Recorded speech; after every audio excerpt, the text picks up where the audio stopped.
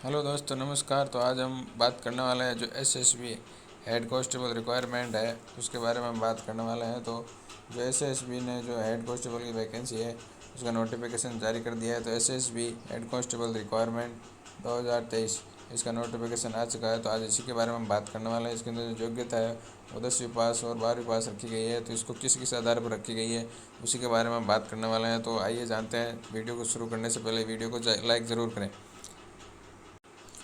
हम देखने वाले हैं कि एसएसबी जो हेड कांस्टेबल रिक्वायरमेंट है 2023 उसका नोटिफिकेशन आ चुका है। उसी के आधार पर हम देखा जाए तो जो सीमा सशस्त्र बल है उसने हेड कांस्टेबल के जो 914 पद है उसके ऊपर जो नोटिफिकेशन है वो जारी कर दिया है। इसी के बारे में हम जानने वाले हैं। तो एक बार देखें कि जो इसका नोटिफिकेशन इसके अंदर क्या कहा गया है। नोटिफिकेशन के अंदर कहा गया है कि जो दिल्ली हेड कांस्टेबल है 1914 पदों पर नोटिफिकेशन जारी किया है। इसके साथ हम देख रहे थे हेड कांस्टेबल रिक्वायरमेंट इसके लिए ऑनलाइन आवेदन की जो तिथि है वो 20 मई से शुरू होकर के हो गए हैं। तो एसएसबी हेड कांस्टेबल रिक्वायरमेंट के अंदर ऑनलाइन आवेदन की जो अंतिम तिथि है वो 18 जून 2023 रखी गई है। साथ ही हम बात करें तो इसके विभिन्न पदों के लिए 914 पदों पर ये वैकेंसी निकाली गई है। इसके साथ नेक्स्ट हम बात करते हैं। तो इसके अंदर जो ओवरव्यू है उसके अंदर देख सकते हैं आप किस किस पदों पर ये वैकेंसी निकाली गई है। तो यहाँ पर आगे नॉर्मल डिटेल के अंदर जाएँ तो हम इसके अंदर ये वैकेंसी है 914 पदों पर होने वाली है। साथ ही जो आपकी जो सैलरी है जो स्केल है वो 25,000 शुरू होकर के 21,000 के बीच में आपका रहने वाला है। आपको ऑनलाइन मोड के थ्रू आवेदन करना है। इसके साथ हम बात करें वैकेंसी डिटेल किस किस पद पर वैकेंसी आई है उस पर के बारे में हम जानने वाले हैं। तो इसके बारे में हम जानते हैं। तो सबसे पहले जानते हैं जो हेड कांस्टेबल जो इलेक्ट्रीशियन है उसके पदों पर ये वैकेंसी आई है। तो उसके अंदर बात करें तो इसके अंदर सामान्य की एक सीट, ईडब्ल्यूएस की एक, ओबीसी की 4, एससी की एक, एसटी की एक, कुल मिलाकर हेड कांस्टेबल इलेक्ट्रीशियन के पदों पर 15 पोस्ट आई है। इसके साथ बात करते हैं हेड कांस्टेबल जो मैकेनिक है उसके ऊपर 134 पोस्ट हैं जो सामान्य की है, 18 ईडब्ल्यूएस की है, ओबीसी की 77 पोस्ट है और एससी एसटी की 45 और 22 है। कुल मिलाकर 296 पोस्टें हैं वो हेड कांस्टेबल मैकेनिक की रखी गई है। इसी के साथ हम बात करते हैं। तो जो हेड कांस्टेबल स्टेवार्ड है उसके अंदर टोटल 2 पोस्टें रखी गई है, वो भी सामान्य की है। इसके साथ बात करें तो हेड कांस्टेबल वेटरनरी क्राइम है उनके लिए टोटल मिला के 23 पोस्टें रखी गई है।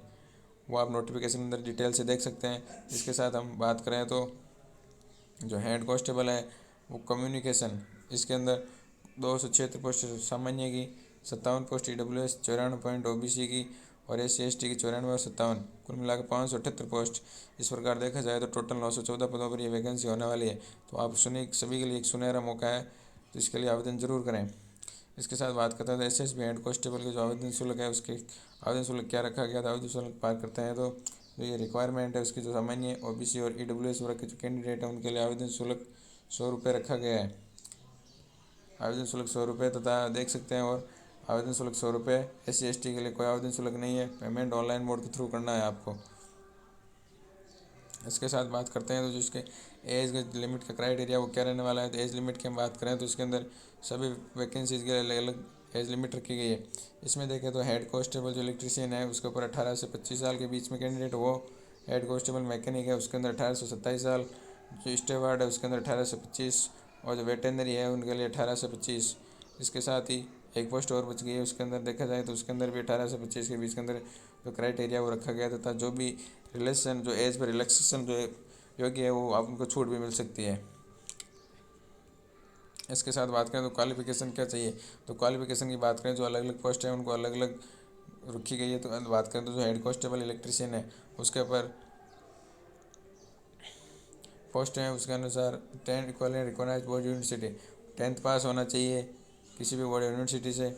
उसके साथ 2 साल का एक्सपीरियंस होना चाहिए यदि, और जिस भी की पोस्ट लगा रहे हो उसके अंदर आईटीआई हो जो भी है उसके अंदर 1 साल का सर्टिफिकेट होना चाहिए। इसके साथ 2 year diploma of recognise ITI के सर्टिफिकेट भी साथ में होना चाहिए जिस ट्रेड के अंदर आप फॉर्म भरना चाहते हो। फिर हम बात करते हैं तो जो हेड कांस्टेबल मैकेनिक है उसके अंदर बात करें तो इसके अंदर मेट्रिकुलेशन या इक्विवेलेंट जो भी रिकॉग्नाइज यूनिवर्सिटी बोर्ड है उससे आपको 10th या 12th होना चाहिए। इसके आधार पर बात करें तो पास डिप्लोमा ऑटोमोबाइल या मोटर मैकेनिकल इंजीनियरिंग के अंदर 2 साल का एक्सपीरियंस और इसका सर्टिफिकेट होना चाहिए तथा साथ में वैलिड लाइसेंस भी होना चाहिए। नेक्स्ट हम बात करते हैं जो हेड कांस्टेबल स्टेवार्ड है उसके अंदर बात करें तो उसके अंदर क्या कहा गया है कि जो 10th और 12th इसके अंदर 10th और 12th तो रखी गई है साथ ही आपको should have diploma certificate of catering kitchen, जो केटरिंग किचन है उसका डिप्लोमा आपके पास होना चाहिए, साथ ही 1 साल का एक्सपीरियंस भी होना चाहिए। इसके साथ नेक्स्ट हम बात करते हैं वेटेनरी है, उसके अंदर भी 10+2, इसलिए ट्वेल्थ के लिए वैकेंसी रखी गई है। इसके अंदर आप जिस भी सब्जेक्ट के अंदर है 12th बोर्ड पास होना चाहिए। 2 ईयर का जो कोर्स है वेटेनरी का वो किया हुआ होना चाहिए। साथ ही जो कोर्स ऑफ इंस्टीट्यूट रिक्वायरमेंट वो भी किसी एक बोर्ड या स्टेट बोर्ड या जिस तरह संस्था है वो वहाँ से क्या होना चाहिए। फिर लास्ट के अंदर आता है हेड कांस्टेबल कम्युनिकेशन। इसके अंदर है जो भी 10th या 12th जो भी क्वालिफिकेशन है उसके अंदर PCM केमिस्ट्री मैथ और ये जो भी बोर्ड है उसे वो होना चाहिए। अर्थात 12th साइंस को जो स्टूडेंट है 12th साइंस मैथ का स्टूडेंट है वो इसके अंदर भाग ले सकता है। इसके अंदर कहा गया है 3 ईयर का डिप्लोमा इन इलेक्ट्रॉनिक्स या कम्युनिकेशन कंप्यूटर साइंस और इन्फॉर्मेशन के बारे में जो भी इंस्टीट्यूट या संस्था है वहाँ से आपका सर्टिफिकेट आपके पास होना चाहिए। सिलेक्शन प्रोसेस है उसकी बात कर लें तो सबसे पहला इसके अंदर जो आपका रिटन एग्ज़ाम होने वाला है, फिर आपका जो PET फिजिकल इफिबिलिटी टेस्ट होने वाला है, फिर आपको जो सीना वगैरह चेस्ट वगैरह जो ना उसका मापन होगा, फिर आपके डॉक्यूमेंट वेरिफिकेशन और फिर मेडिकल एग्जामिनेशन होगा। ये इसकी प्रोसेस रहने वाली है।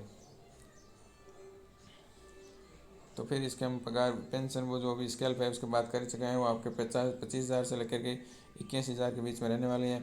इस प्रकार आपको जो एक मुख्य वेबसाइट है वहाँ से जाकर तुरंत आवेदन करें। थैंक यू, धन्यवाद।